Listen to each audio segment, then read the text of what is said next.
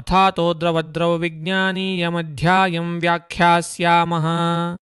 इति हस्माहुरात्रेयादयो महर्षयः जीवनन्तर्पणं हृद्यं ह्लादिबुद्धिप्रबोधनम्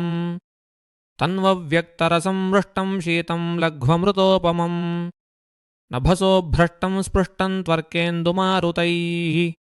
हिताहितत्वे तद्भूयो देशकालावपेक्षते येनाभिरष्टममलं शाल्यन्नं राजते स्थितम् अक्लिन्नमविवर्णं च तत्पेयङ्गाङ्गम् अन्यथा सामुद्रं तन्न पातव्यम् आसादाश्वयुजाद्विना ऐन्द्रमम्बुसुपात्रस्थमविपन्नं सदा पिबेत् तदभावे च भूमिष्ठमान्तरिक्षानुकार्यत् शुचिपृथ्वसितश्वेते देशेऽर्कपवनाहतम् न पिबेत्पङ्कशैवालतृणपर्णाविलास्तृतम् सूर्येन्दुपवनादृष्टमभिवृष्टं घनं गुरु फेनिलञ्जन्तुमत्तप्तं दन्तग्राह्यतिशैत्यतः अनार्तवं च यद्दिव्यमार्तवं प्रथमं च यत् लूतादितन्तुविण्मूत्रविषसंश्लेषदूषितम्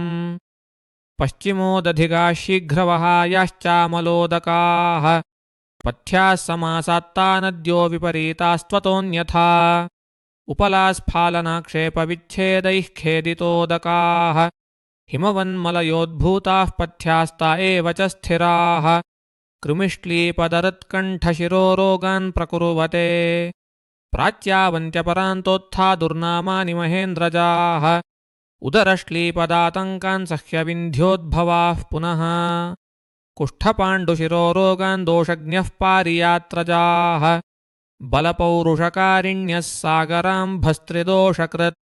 विद्यात्कूपतडागादीञ्जाङ्गलानूपशैलतः नाम्बुपेयमशक्त्या वा स्वल्पमल्पाग्निगुल्मिभिः पाण्डूदरातिसारार्षोग्रहणीशोषशोथिभिः ऋते शरन्निदाघभ्यां पिबेत् स्वस्थोऽपि चाल्पशः समस्थूलकृशा भुक्तमध्यान्तप्रथमाम्बुपाः शीतं मदात्ययग्लानिमूर्च्छाच्छर्दिश्रमभ्रमान् तृष्णोष्णदाहपित्तास्रविषाण्यम्बुनियच्छति दीपनं पाचनं कण्ठ्यं लघूष्णं बस्तिशोधनम्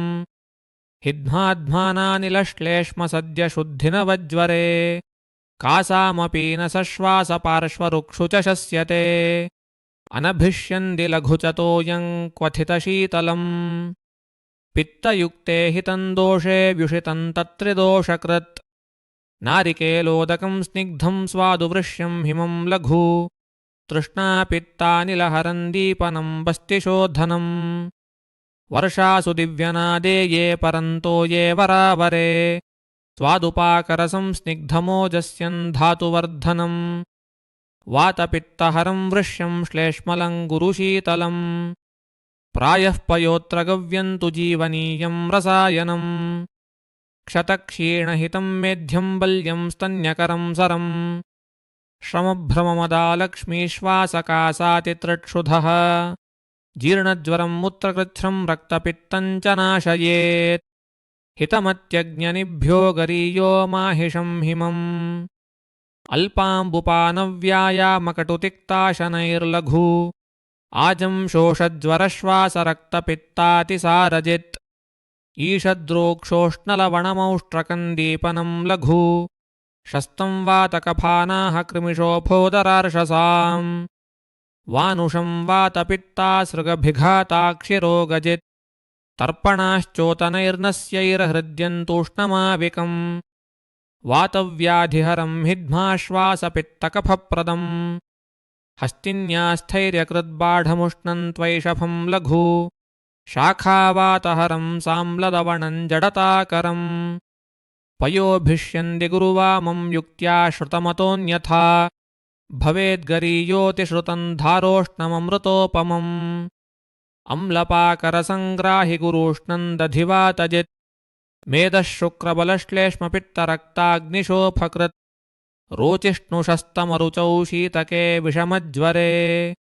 पीनसे मूत्रकृच्छ्रे च रूक्षन्तु ग्रहणीगदे नैवाद्यान्निशि नैवोष्णं वसन्तोष्णशरत्सु न नामुद्गसूपन्नाक्षौद्रं तन्नाघृतसितोपलम् न चानामलकन्नापि नित्यन्नो मन्दमन्यथा ज्वरासृक्पित्तविसर्पकुष्ठपाण्डुभ्रमप्रदम् तक्रं लघुकषायाम्लन्दीपनं कफवातजित् शोफोदरार्षोग्रहणीदोषमूत्रग्रहारुचिः प्लीहगुल्मघृतव्यापद्गरपाण्ड्वामयाञ्जयेत् तद्वन्मस्तु सरं स्रोतः शोधिविष्ठं भजिल्लघु नवनीतन्नवं वृष्यं शीतं वर्णबलाग्निकृत् सङ्ग्राहि वातपित्तासृक्षयार्षोर्दितकासजित् क्षीरोद्भवन्तु सङ्ग्राहि रक्तपित्ताक्षिरो गजित् शस्तन्ध्रिस्मृतिमेधाग्निबलायुशुक्रचक्षुषाम् बालवृद्धप्रजाकान्तिसौकुमार्यस्वरार्थिनाम् क्षतक्षीणपरिसर्पशस्त्राग्निग्लपितात्मनाम् वातपित्तविषोन्मादशोषालक्ष्मीज्वरापहम् स्नेहानामुत्तमं शीतं वयसस्थापनं परम् सहस्रवीर्यं विधिभिर्घृतं कर्म सहस्रकृत् मदापस्मारमूर्च्छाय शिरः कर्णाक्षियो निजान् पुराणं जयति व्याधीन् व्रणशोधनरोपणम् बल्याः किलाटपीयूषकूर्चिकामोरणादयः शुक्रनिद्राकफकराविष्टं भिगुरुदोषलाः गव्ये क्षीरघृते श्रेष्ठे निन्दिते चाविसम्भवे इक्षोः सरो गुरुस्निग्धो ब्रह्मणः कफमूत्रकृत् वृष्यः शीतोऽस्रपित्तघ्नस्वादुपाकरसो रसः सोऽग्रे सलवणोदन्तपीडितः शर्करासमः मूलाग्रजन्तु जग्धादिपीडनान्मलसङ्करात् किञ्चित्कालं विधृत्या च विकृतिं याति यान्त्रिकः विदाही गुरुविष्टं भीतेनासौ तत्र पौण्ड्रकः शैत्यप्रसादमाधुर्यैर्वरस्तमनुवांशिकः शतपर्वककान्तारनैपालाद्यास्ततः क्रमात् सक्षारासकायाश्च सोष्णाः किञ्चिद्विदाहिनः फाणितं गुरुवभिष्यन्ति च यकृन्मूत्रशोधनम् नातिश्लेष्मकरोधौतः सृष्टमूत्रशकृद्गुडः प्रभूतकृमिमज्जासृड्मेदो मांसकफोपरः हृद्यः पुराणः पथ्यश्च नवश्लेष्माग्निसादकृत् वृष्याः क्षीणक्षतहिता रक्तपित्तानिलापहाः मत्स्यण्डिकाखण्डसिताः क्रमेण गुणवत्तमाः तद्गुणातिक्तमधुरा कषायायासशर्करा दाहच्छर्दिमूर्च्छासृक्पित्तघ्न्यः सर्वशर्कराः शर्करेक्षुविकाराणां फाणितं च वरावरे चक्षुष्यञ्छेदितृट्लेष्मविषहिध्मास्रपित्तनुत् मेहकुष्ठकृमिच्छर्दिश्वासकासातिसारजित् व्रणशोधनसन्धानरोपणं वातलं मधु रूक्षं कषायमधुरं तत्तुल्या मधुशर्करा उष्णमार्तुमुष्णे च युक्तं चोष्णैर्निहन्ति तत् प्रच्छर्दने निरूहे च मधूष्णन्न निवार्यते अलब्धपाकमाश्वेव तयोर्यस्मान्निवर्तते तैलं स्वयोनिवत्तत्र मुख्यं तीक्ष्णं व्यवायि च त्वग्दोषकृतचक्षुष्यं सूक्ष्मोष्णं कफकृन्न च कृशानां ब्रह्मणायालं स्थूलानां कर्शनाय च बद्धविट्कं कृमिघ्नं च संस्कारात् सर्वरोगजित् सत्तिक्तोषणमैरण्डं तैलं स्वादुसरं गुरु वर्ध्मगुल्मानिलकफानुदरं विषमज्वरम्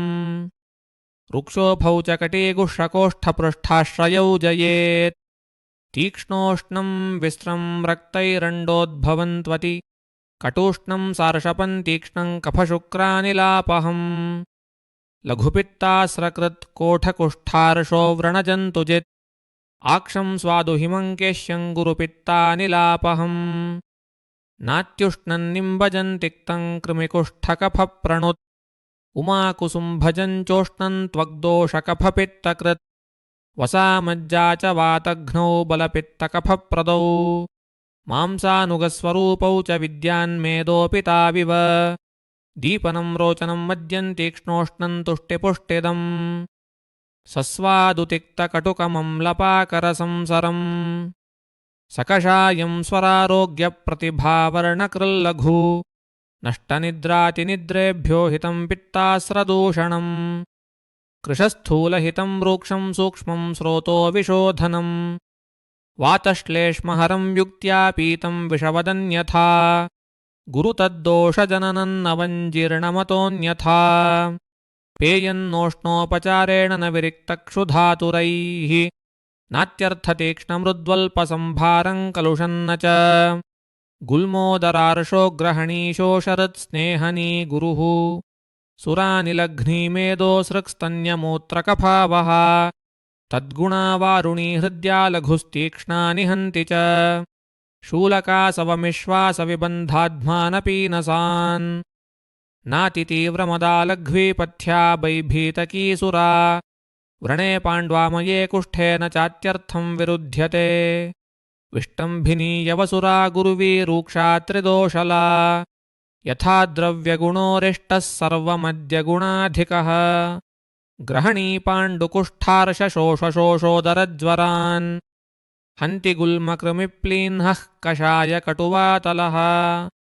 मार्द्लेखनं मृद्यन्नात्युष्णं मधुरं सरम्